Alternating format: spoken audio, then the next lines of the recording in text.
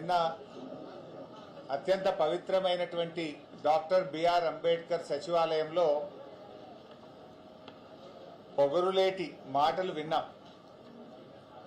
ఆ పొగరులేటి సెక్రటేరియట్కు ఒకవైపు డాక్టర్ బాబాసాహెబ్ అంబేద్కర్, ఒకవైపు బిర్లా మందిర్లో వెంకటేశ్వర స్వామి ఆలయం, మరొక వైపు అమ్మవారు, మరొక వైపు మస్జిదు, చర్చు, అంత పవిత్రమైనటువంటి సెక్రటేరియట్లో కూర్చొని నిజాలు దాచి అబద్ధాలు మాత్రమే మాట్లాడాడు ఆ పొగరులేటి మంత్రి.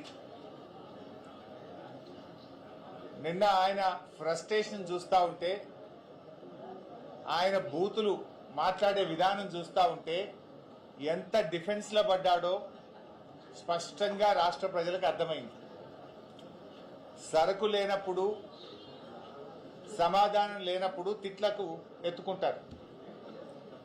నిన్న ఆయన చెప్పిన కథలు, ఆయన మాట్లాడినటువంటి భాష, ఆయన బాడీ లాంగ్వేజు, ఆయన ఎంత డిఫెన్స్లో పడ్డాడో రాష్ట్ర ప్రజలందరూ కూడా గమనించారు. సమాధానం లేదు కనుకనే నువ్వు తిట్ల రాగాన్ని అందుకున్నావు. ఇలా ఈ పొగరులేటి ఒక రాష్ట్ర మంత్రిగా కాకుండా రాఘవ కన్స్ట్రక్షన్ అధినేతగా మాట్లాడినట్టుగా ఆయన మాటలు ఉన్నాయి. ఎంతసేపు సంస్థను కాపాడుకోవాలి, కొడుకును కాపాడుకోవాలి, గొంతు జించుకోనో, తిట్లదండం అందుకోనో, పిట్టకథలు చెప్పో దాని నుంచి బయటపడాలనే ప్రయత్నం తాపత్రయపడ్డట్టుగా స్పష్టంగా కనబడ్డది. ఆయన ఎంత ఆయాసపడ్డాడో మనం చూసాం. చాలా ఆయాసపడ్డాడు. అంటే నేనొక్కనే అవినీతి పరుణ్ణి కాదు, నా సహచర మంత్రులందరూ కూడా అవినీతి పరులే అని పాపం వాళ్ళందరినీ కూడా తనకంటిన బురద వాళ్ళందరికీ అంటించే ప్రయత్నం చేశాడు. జూపల్లి కృష్ణారావు గారి కుంభకోణాన్ని ఆయనే బయటపెట్టాడు. ముఖ్యమంత్రి కుటుంబ సభ్యుల టెండర్ల కుంభకోణాన్ని ఆయనే బయటపెట్టుకున్నాడు. బట్టి విక్రమార్క గారి ఆర్థిక శాఖలో బిల్లులు ఇవ్వడానికి పర్సంటేజీల కుంభకోణాన్ని ఆయనే గుర్తు చేశాడు. అంటే ఈ రాష్ట్రంలో జరుగుతున్న అవినీతి కుంభకోణాల చిట్టా చదివి, అరే నన్ను ఒక్కనే కాదు నా చుట్టూ ఉండే మంత్రుల కుంభకోణాలను కూడా రాష్ట్ర ప్రజలకు చెప్పే ప్రయత్నం చేసినాడు. అంటే ఆయన తాపత్రయము, ఆయన ప్రయాస అంతా కూడా నేనొక్కనే కుంభకోణాలు చేయలేదు, నేనొక్కనే అవినీతి పరుణ్ణి కాదు, రాష్ట్ర కేబినెట్లో చాలా మంది ఉన్నారని తన బురద అందరికీ అంటించే ప్రయత్నం చేసినట్టుగా నిన్న ఆయన ప్రయత్నం కనబడ్డది. ఇలా నిన్నటి ప్రెస్ మీట్తో రాష్ట్ర ప్రజలకు ఒకటైతే అర్థమైంది, ఆయన పొంగులేటి కాదు పొంగు లూటి, పొంగు లూటి అనేటువంటి విషయం చెప్పకనే చెప్పిండు నిన్న. ఇప్పుడు ఇష్యూ సింపుల్ బై, ఇలా క్రషర్కు సంబంధించి శాసనసభలో స్వయంగా రాష్ట్ర ముఖ్యమంత్రి చెప్పిండు. ఏం చెప్పిండు ముఖ్యమంత్రి? అరే మా మంత్రి గారి కంపెనీ రాఘవ కన్స్ట్రక్షన్ లో జరిగిన అవినీతిని, అవకతవకల్ని మా అధికారులే గుర్తుపట్టారు, మీరేం బయటకు తీయలే ప్రతిపక్షము, మా అధికారులు మేమే గుర్తుపట్టినాం, మేమే పెనాల్టీ వేసినాం, మేమే పైసలు కట్టించినామని ముఖ్యమంత్రి శాసనసభలో స్పష్టంగా చెప్పారు. మైనింగ్ మంత్రి గారు ఏం చెప్పిండ్రు అదే అసెంబ్లీలో? లేదా కరెంటు మీటర్ల షార్టేజ్ ఉండే, అందువల్ల డీజిల్ జనరేటర్ మీద నడుపుకున్నాడు రాఘవ కన్స్ట్రక్షన్ అని మైనింగ్ మంత్రి చెప్పాడు. మరి అనుమతులు లేవు కదా అంటే, ఆ అనుమతులు కొద్దిగా లేట్ అవుతాయి కదా, ఢిల్లీకి పొల్యూషన్ కంట్రోల్ బోర్డుకి అప్లై చేసుకున్నాడు రాఘవ కన్స్ట్రక్షన్స్ అని మైనింగ్ మంత్రి చెప్పాడు. అధికారులు ఏం చెప్పారు? ఒక్క అధికారి కాదు, revenue, electricity, pollution control board, mining department, 4 శాఖల అధికారులు మైన్ ఇన్స్పెక్ట్ చేసి, 4 శాఖల అధికారులు ఇది ఇల్లీగల్ మైన్, అనుమతులు లేకుండా నడుపుతున్న మైన్ అని 4 శాఖల అధికారులు రాఘవ కన్స్ట్రక్షన్కు నోటీస్ ఇచ్చారు. అంటే ఇప్పుడు 4 శాఖల అధికారులు చెప్పింది తప్ప, పొంగులేటి చెప్పింది తప్ప, ముఖ్యమంత్రి గారు అసెంబ్లీలో నిండు అసెంబ్లీలో చెప్పింది తప్ప, ఈ బాంబులేటి చెప్పింది తప్ప, మైనింగ్ మంత్రి చెప్పింది తప్ప, ఈ పొగరులేటి చెప్పింది తప్ప. ఇవాళ ఆయన సమాధానం చెప్పాలి. శాసనసభలో ముఖ్యమంత్రి మైనింగ్ మంత్రి ఇద్దరు చెప్పారు ఇది రాఘవకు సంబంధించిందే, మా అధికారులే గుర్తుపట్టారు, రాఘవ మీద కేసులు పెట్టాము, రాఘవ దగ్గర డబ్బులు వసూలు చేసినామని నీ ముఖ్యమంత్రి, నీ మైనింగ్ మంత్రి, నీ సహచరులే చెప్పారు. నువ్వేం బుకాయిస్తున్నావు, అది నాకు సంబంధమే లేదు అని బుకాయిస్తున్నావు. అరే 4 శాఖల అధికారులు పోయి ఒక్కసారి కాదు నీకు 3 సార్లు నోటీసులు ఇచ్చారు. యాక్షన్ తీసుకోమని పొల్యూషన్ కంట్రోల్ బోర్డుకు లేఖ రాశారు. నువ్వు పొగరు తగ్గించుకో, పొగరు లేటి ఇంకా చాలా ఉన్నాయి నీ విషయాలు బయటకు రావాల్సినవి. శాసనసభలో మరి నువ్వు ఎందుకు లేచి మాట్లాడలే? నువ్వు ఉన్నావు కదా అక్కడనే. నీ ముఖ్యమంత్రి గారు లేచి ఇది ప్రతిపక్షం దొరకవట్లే, ఈ దొంగతనం మేమే దొరకబట్టినాం, ఈ దొంగతనాన్ని మేమే నోటీసులు ఇచ్చినాం, మేమే పెనాల్టీలు వేసినామని నీ ముఖ్యమంత్రి చెప్తుంటే నువ్వు పక్కనే కూర్చున్నావు కదా.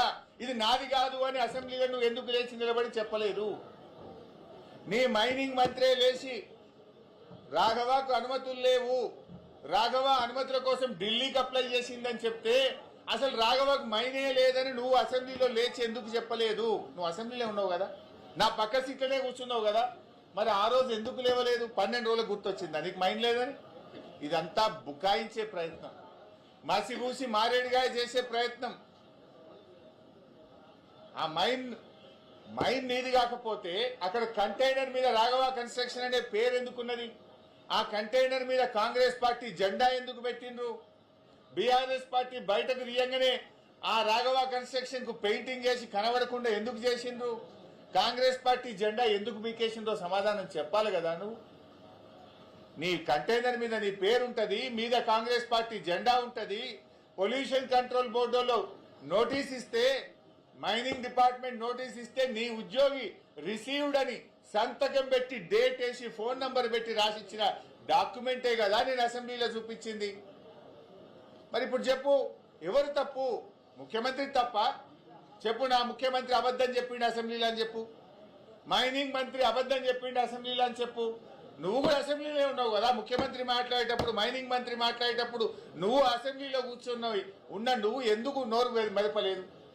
ఎందుకు నాకు మైండ్ లేదని అసెంబ్లీ సాక్షిగా చెప్పలేదు? అంటే నువ్వు బుకాయిస్తున్నావు, ఈ బాంబులేటి అబద్ధాలు చెప్తున్నాడు. నువ్వు ఆ మైనింగ్ లో పొంగు లూటీ చేసినావు అనేటువంటిది ఇలా రాష్ట్ర ప్రజలకు అర్థమైంది. నువ్వు ఆ రోజే చెప్పాలి కదా. అదేవిధంగా నాదర్గుల్ భూముల విషయం, ఆ బీఆర్ఎస్ టైంలో రిజిస్ట్రేషన్ అయిందని ఒక చిల్లర కథ చెప్తున్నావు. నేను అందుకే చెప్పిన, నిజాలు దాచి అబద్ధాలు మాత్రమే మాట్లాడినామని. నిజమేంటిది? 2016లో ఈ భూములను నిషేధిత భూముల జాబితాలో పెట్టింది బీఆర్ఎస్ ప్రభుత్వం. ఆనాటి ఆర్డీఓ గారు ఈ భూములు కొల్లగొట్టే ప్రయత్నం చేస్తే 2016లో 22A కింద పెట్టి నిషేధిత జాబితాలో పెట్టి ఈ భూములను కాపాడింది నాటి బీఆర్ఎస్ ప్రభుత్వం. ఆ తర్వాత ఆ కంపెనీలు హైకోర్టుకు పోతే 2022లో ప్రభుత్వం బలమైన వాదనలు వినిపించి హైకోర్టులో కూడా ఆర్డీఓ గారి నిర్ణయం సరి అయిన నిర్ణయం, ఈ భూములు సీలింగ్ భూములు అని హైకోర్టు సింగిల్ బెంచ్ లో కూడా ఉత్తర్వులు తెప్పించింది బీఆర్ఎస్ ప్రభుత్వం. ఆ తర్వాత డివిజన్ బెంచ్ కూడా కంపెనీలు పోతే హైకోర్టు డివిజన్ బెంచ్ లో కూడా ఆనాటి రెవెన్యూ డిపార్ట్మెంటు అధికారులు అద్భుతంగా వాదనలు వినిపించి ఇవి సీలింగ్ భూములే, అమ్మిన వారి మీద కొన్న వారి మీద క్రిమినల్ చర్యలు తీసుకోవాలని చెప్పి హైకోర్టు డివిజన్ బెంచ్ నుంచి కూడా జడ్జిమెంట్ తెప్పించింది బీఆర్ఎస్ ప్రభుత్వమే. ఇవి ఎందుకు దాస్తున్నావు? ఆనాటి ఆర్డీఓ ఇవి సీలింగ్ భూములని నిషేధిత భూములా పెట్టింది బీఆర్ఎస్ ప్రభుత్వం కాదా? సింగిల్ బెంచ్ దగ్గర కోర్టులో కేసు గెలిచింది బీఆర్ఎస్ ప్రభుత్వం కాదా?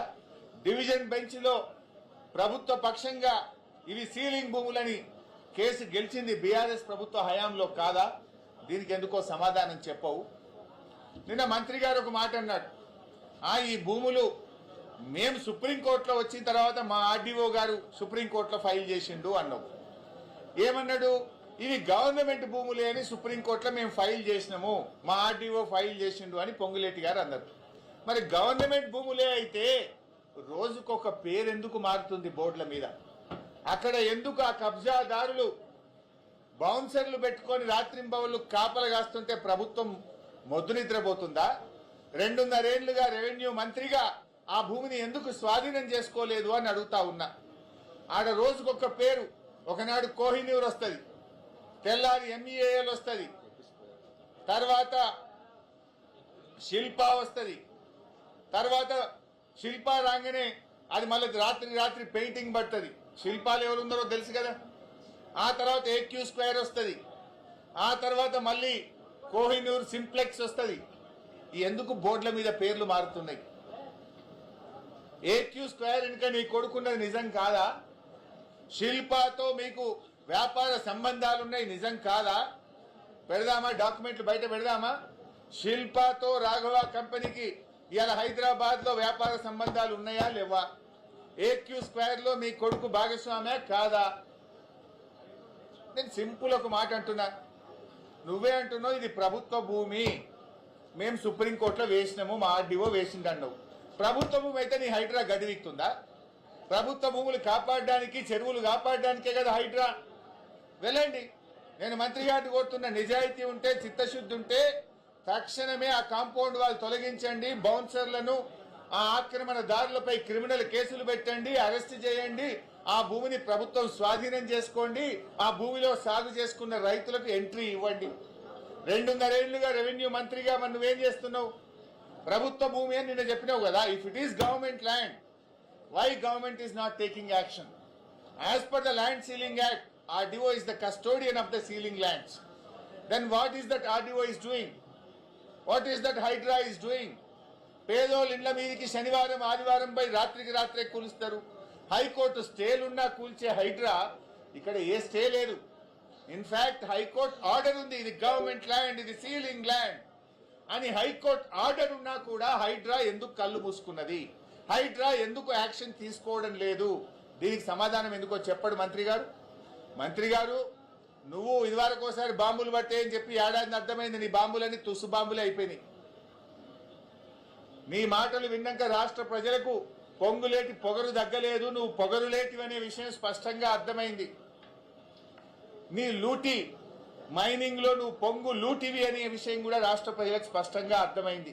ఇంకా చాలా ఉన్నాయి బయటకు వచ్చేది, ఏమిట్లకేమి రాలే, ఇంకా చాలా ఉన్నాయి. మేము స్ట్రైట్ గా అడుగుతున్నాం, ఇది ప్రభుత్వ భూమి అని ఎప్పుడైతే మీరు చెప్తున్నారో సెక్రటరియట్లో కూర్చొని, అది ప్రైవేట్ ఆధీనుల చేతుల్లో ఉంది. కమాన్, యూ హ్యాండ్ ఓవర్ ఇట్. హైడ్రాను పంపించు, కాంపౌండ్ వాళ్ళు డెమాలిష్ చేయి, ఆక్రమణదారులను బౌన్సర్లను అరెస్ట్ చేయి, అక్కడ గవర్నమెంట్ భూమి అని పేరు పెట్టి చిత్తశుద్ధి నిరూపించుకో. నంబర్ 1. నంబర్ 2, మైనింగ్ అధికారులే చెప్పినారు, 4 శాఖలు, రెవెన్యూ డిపార్ట్మెంట్, రెవెన్యూ అంటే నీ శాఖనే కదా, ల్యాండ్సే కదా, నీ శాఖ అధికారి పోయి చెప్పిండు ఇది రాఘవాది అని. Revenue, electricity, mining, pollution control board, 4 శాఖల అధికారులు పోయి ఇది రాఘవ అక్రమ మైనింగ్ అని నీకు నోటీస్ ఇచ్చింది. ఆ 4 శాఖల మీద యాక్షన్ తీసుకోమని. వాళ్ళ తప్ప నీ తప్ప తేలాలి కదా మరి. లేదు, నీ ముఖ్యమంత్రి, నీ మైనింగ్ మంత్రి, నీ సహచర మంత్రి చెప్పిండు కదా ఇది రాఘవది, మేమే దొరకబట్టినాం, మేమే పెనాల్టీ చేసినాం, దొంగను దొరకబట్టినాం, పైసలు వసూలు చేసినామని నీ ముఖ్యమంత్రి చెప్పిండు. మరి ముఖ్యమంత్రి చేత చెప్పి, ముఖ్యమంత్రి అసెంబ్లీలో అబద్ధం ఆడినని చెప్పి, మరి మైనింగ్ మంత్రితో చెప్పి ఆయన అబద్ధం ఆడినని చెప్పు. లేదు, నువ్వు క్షమాపణ చెప్పు ఫస్ట్.